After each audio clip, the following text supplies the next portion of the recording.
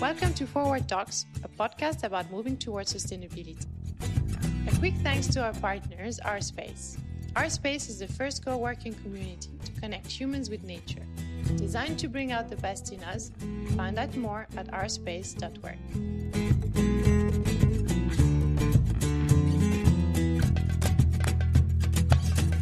If you've ever grown anything in your balcony or back garden, you know how amazing it is to see it bloom in front of your eyes. It's almost addictive. Especially in this part of the world, in the desert, where a harsh climate and sand make it tough to grow most produce.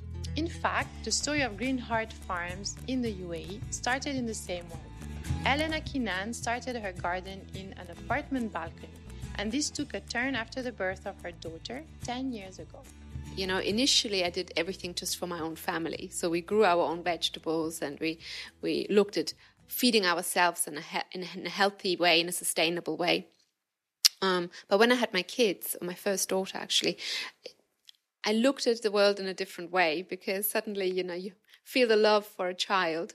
And then you think, oh, well, what about all the other children? You know, there's so many kids, and you realize how important nourishment is for their development. First of all, I gave them away and had a bit extra, and, you know, I made some other mummy friends, and it kind of went from there. And then people said, oh, you should be really good at this, you know, you should make it as a business. And so the business idea really came from having a child and being connected with other mothers that had kids, you know, and the desire to grow vegetables on a broader scale. The way we've lived the last, you know, few thousand years is not how our ancestors for the past 20,000 years have lived, you know. So our recent development is very new, really, to us. And because we're so far removed, we can't even feed ourselves anymore. And once you rediscover what it means to actually grow your own food, it's quite a revelation, to be honest. And when you cut your own lettuce in your own garden and you realize that if you leave it out on your countertop for half an hour and it starts wilting, then you realize that the food that you buy in the supermarket that doesn't wilt after 3 weeks, that there is something seriously wrong with that, you know. So you consider food, clean food, as a medicinal, a cure? Yes, in both ways, you know, for your body, obviously, but also for your mind, you know, for your psyche. You know, it's a really good way of connecting again with what's important. What is clean food? Can you explain for the people who are not familiar? When you grow and you start growing in your balcony, something clean. As much as you can grow it clean, you know, because obviously you're surrounded by a lot of other factors that you can't influence, but it means you grow it in soil that is rich in natural nutrients. So nutrients that are not chemically derived. Other people may not share this opinion, but in my opinion, they should be grown from heirloom seeds. So not from industrially produced seeds. So seeds that can reproduce, that are not sterile. So that's very important. The way old-fashioned seeds absorb nutrients is quite different from industrialized seeds. Industrialized seeds are there to produce food very quickly and not necessarily nutritious food. So that's why when we buy tomatoes, they don't taste of anything, you know, they're very watery, there's no texture to them. So clean food is completely free of chemicals. So no pesticides, herbicides, no fungicides, good seeds, and grown in good soil with clean water. So if I want to start this journey, how can I find the good seeds? Are they available in shops or is it something that, because I remember years ago you telling me you went to Italy, got 6 different species of tomatoes from there, brought them here and then used the seeds of those tomatoes. So am I going to go through all this? See, this is... You know, for us, we needed it large scale, obviously. So for years, we've been exchanging seeds and we've now got our own seed bank. So we have a lot of our own seeds and we've been extending and we have a lot of unusual seeds. But for yourself, I mean, what a lot of people actually do, they come and buy our vegetables and keep the seeds. So we are unfortunately not in a position right now to sell seeds. Just to give you an idea, for us to flower kale, because kale is not a fruit vegetable, so you have to get it to flower in order for the little pouches to develop, and then you can take the seeds out. That alone takes around 7 to 9 months for the kale to flower and for the little seed pods to arrive. And then once the seed pods are there, then they need to dry fully. So it's a long procedure, you know. Yes. But it's easier for fruit vegetables because you can just, like capsicums, tomatoes, eggplant, cucumbers, you can just take the seeds from the actual fruit. And the trick is to let it mature as much as possible on the vine. But obviously, as a consumer, you can't do that. But you can just put them in the sun and let the seeds live inside the fruit for as long as possible. So the seed still grow a little bit, get a little bit bigger, even though it's taken away from the actual vine. And then you can clean it. You can quickly flash freeze it to basically stimulate the seeds, so pretending that there has been a winter. And then you can plant them. And a lot of our customers have had great results. You know, they have, not as much as we do, because it does take a little bit of knowledge. But you get better. And there's a great book as well, The Arabian Almanac. So there's a group of gardening enthusiasts. They have written a book, which we also sell, about how to grow in the UAE. And they've taken a lot of time. It's been written in conjunction with Slow Food. And they have written the book in sort of more from a gardener's perspective. We do it in a larger scale now, so we're not really gardeners anymore. We've outgrown that a long time ago. It's not a balcony anymore. It's not a balcony anymore. I kind of skipped a few steps in between. I went from the balcony to kind of a large farm very quickly, and but this is a very good book, and that's a good way of starting. Now, to go back to your own experience, so you started growing in your balcony, and then how did you decide? Where does the vision come from actually starting a whole organic farming in the UAE? So a friend of mine who's a local with a farm, we spoke, and I know that he's always traveling to Bavaria, and my mother's from Bavaria, so we had some places in common. And so we were talking about the organic movement in Bavaria, and he loved it. And so we said, I grow my own vegetables on my balcony. I said, I'd try. And then he said, well, why don't you try at my place? Well, let's see what happens. And then it kind of evolved very quickly, so it kind of went from one thing to the next. And before we knew it, it was, it was his idea to actually, come on, let's do it bigger. Then we started delivering to Arabian ranches. Shouldn't really say that too loud, but in the back of my car, my 4x4, we were delivering, we were sending out emails, and it was very amateur in a sense. But you see, you have to understand, we didn't really know if it had a future, because no one really else had done it, in that sense. We really didn't know how would people receive it, how sustainable would it be, in terms of how much can we grow, will it make money, will it, because in the end of the day, no matter what, it has to feed itself. Unfortunately, this venture didn't last all that long. But Elena regrouped, wanting to learn from the experience, and revisited her concept, launching as Greenheart Farms in 2012. It was kind of almost fluid, we finished one, okay, took a deep breath, looked at all of what happened, how it started and what went wrong and so forth. And then we started out very small again, very small. And but it was always really important to me to be genuine. So we had a zero chemical policy from day one. That was really important, because you see, once you understand how everything works together, you realize that the moment you add even just a little bit of chemical into the mix, it unbalances everything. And once you unbalance everything, it just slides down, and you can't stop it. And you will have more and more problems, because those chemicals kill everything, Pesticides, they don't just kill the bad, they kill the good, and the damage. And this is the thing, what's really crazy is we don't understand soil. Scientists, till this day, do not understand soil. And they understand very little of how soil is put together. And I always say this to people, if you see this cup, if you fill it with healthy soil, there is more microorganisms in that small cup than there are human beings on this planet. And we haven't bothered to research it because it's not been a priority. People don't understand my fascination with soil, but the more you read about it and you understand, the climate crisis that we have right now, it is partly to do with the fact that we don't grow food the way we're supposed to, because carbon is stored in healthy soil. You see, carbon is stored in trees. So by getting rid of the trees and by killing the soil, we are heating up this planet. Eating is something that should nourish our body. But we are feeding ourselves with food that does not nourish us, and it kills the planet. And we are overgrowing cheap food. People talk about the price point of organic farms. Oh, but it's too expensive. But really, when you think about it, right, cheap food is costing us an awful lot, and there's a real cost attached to the damage that growing industrial food causes.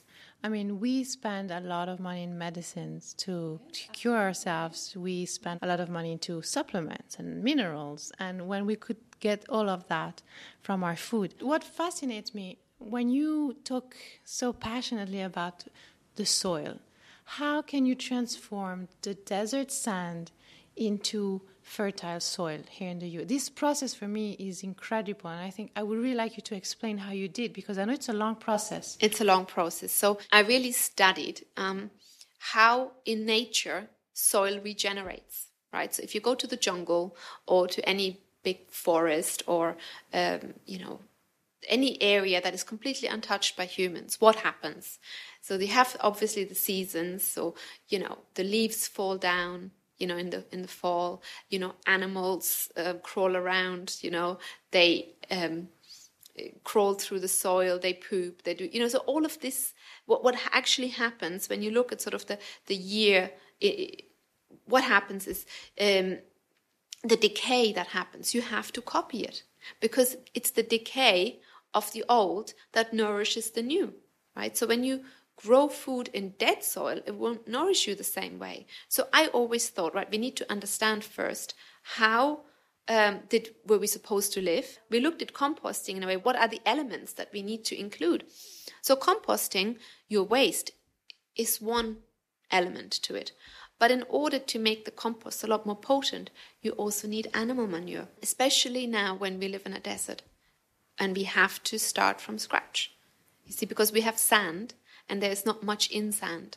So we need to have a little bit more potence, and that's what you get from animal manure. So we have goats, chickens, cows, and we feed them food grown on our farm. So they eat organic. They eat better than the average expat, The prime objective is to make the manure, to add it to the crop leftovers that can't be fed to the animals. So we have two types of crop leftovers, the one that we feed to the animals and the ones that is purely there for composting. So these are all the vines, all the hard stuff, that you can't feed. And what we do is we dry it and we shred it. We found that this is the easiest way and the quickest way to compost and create the best structure for the soil. Everything is put together, and then it takes 6 months. We have to add liquid to it. We add some volcanic minerals as well, and that's how we make our compost. Incredible, volcanic minerals. Yeah, not actually a huge amount because they're quite expensive, but it helps also with the activation. And then we add the ready compost into the desert sand. And we had some terrible floods 2 Saturdays ago. It was really heavy torrential rain in Sharjah. And for 15 minutes, it was like hailstones. I've never seen anything like it, but it was rain. And we thought, oh dear, we've lost a lot, But in actual fact, what happened, it was really interesting. We lost 3 roofs, but most of the crops were fine. And what happened is it washed the topsoil away, which is the sand. So when you look at it, you see mostly sand. But what was at the bottom was the strong compost, the strong soil that we'd put. And the roots were strong and it held up. So we had no damage to any of the broccoli, to the new eggplant, to the pumpkins. Everything was fine. It was only the strawberries and the sweet potatoes that very suffered. Delicate, yeah. But the rest was fine. We couldn't believe it. It was incredible. And what do you do in the summer months when it's really, really hot? Is there a halt? So we grow in different ways. We have the open spaces. Then we have something that's called a shabra, which is not cooled, but it's shaded. And then we have our cooled grow houses, but they're all on timers. So the fans are never all on at the same time. The cooling pads are never on at the same time. So it's quite the impact is quite little actually. So out of curiosity, how many different vegetables and fruits do you grow? So it's around about it was always around about the 130 because that was the maximum I could keep in my head. So this year alone, I have grown about 40 different types of tomatoes. 40? 40. Part of it is research. I'm a little bit of a tomato junkie. So I can't help myself trying out new things. I have now for the next year, I have 8 or 9 varieties that I will really focus on. It's also the beauty. I mean, you grow also season by season, right? I don't understand how people can offer local organic vegetables without a stock count. I don't get it, So when you order and there's no stock count, so you can order as many as you want. I'm like, how does that work, Well, then you receive a nice email. Sorry, we can't deliver your order. So for us, when it's done, it's done. When it's done for that day, it's finished. And then this new thing about ordering on the day, so we get asked, why don't you deliver within 1 hour? Like, well, because the way it works is you place your order, we read the order, and we harvest it specially for you the day that we deliver it to you. And we don't want any waste. So we can't do the system whereby people can just call and then it's there. Because we don't have a warehouse, we don't have a cooled warehouse, so it doesn't work for us. It's a conscious decision because also we don't want waste. You see, if we had to predict what we needed on that day, we would have waste. And this would impact, again, on the price. And we just don't want to waste, So everything today is used up on the day. And then we start again fresh from the next day. So I think that's a win-win situation for everybody. And the varieties as well are different. See, this is what I really stress about, even for end consumers, try different types of beetroot. You don't have to just eat the red one. Try the orange one, try the yellow one. This is actually a difficult part when I come to your shop. You see all those different zucchinis and then all the different sweet potatoes and pumpkins and all different, and they're so cute. You want to buy everything. The smell in your shop is incredible. The perfume of the tomatoes. I wish that we could, with the whole thing of social media, so I wish that we could package it up and then when people press on our post, they could smell it, because the smell is so important. And people love coming because they love the smell of the produce. As you said, it's a big part. Something I've noticed through your newsletters recently is that you're not only selling now fruits and vegetables, but you're actually selling beauty products, cleaning products that are really interesting. And you've also started a whole return scheme whereby you're giving me glass containers, and if I wash them and bring them back, actually I get a discount, or you reuse them. We started out initially with boxes. So whenever you buy a box from us, with any content whatsoever, you get charged 5 dirham deposit for the box, and then when you return the box, you get the 5 dirhams back. So that's how we started out with, because we wanted to reuse the boxes as much as possible. And then we started out with the almond milk. So we have the almond milk made, and then there was an 1150 dirham deposit for a really nice bottle. And at first we were not sure people are going to go for this, but it's very popular. Everyone loves the almond milk. It's really great quality, and people are bringing the bottles back. It took a little bit of time for people to get used to it. So this really encouraged us to push further. So, for instance, now we work with Coco. They are doing a lot of their products for us in refundable glass jars.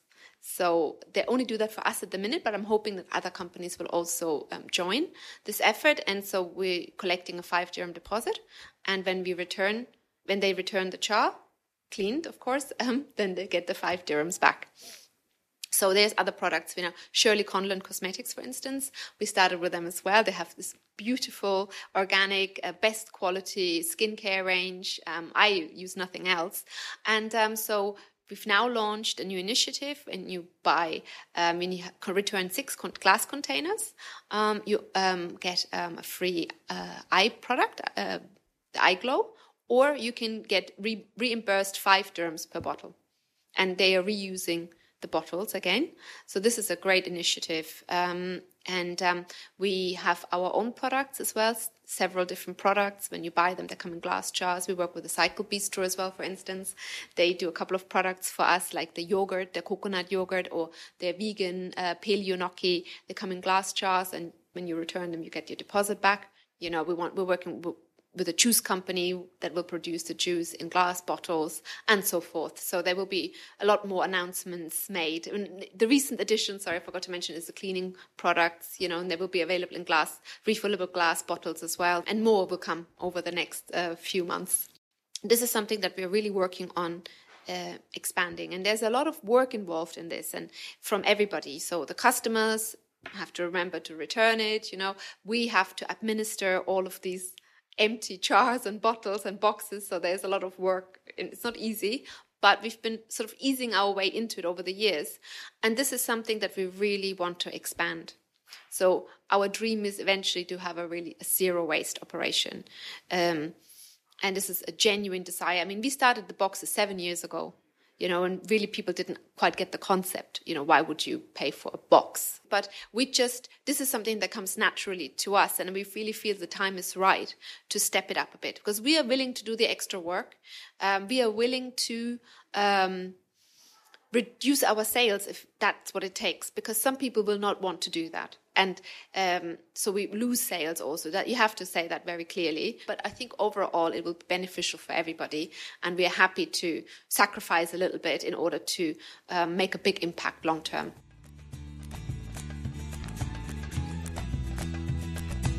That's all we have for you on this episode. We wish Elena all the best as they look to expand on some of their plans in the coming year. You can find more information about the show and listen to our previous episodes in your favorite podcast player or on our website, goumbook.com. You can also follow us on social media and find us under Goumbook. That's Goumbook. Thank you and see you next week.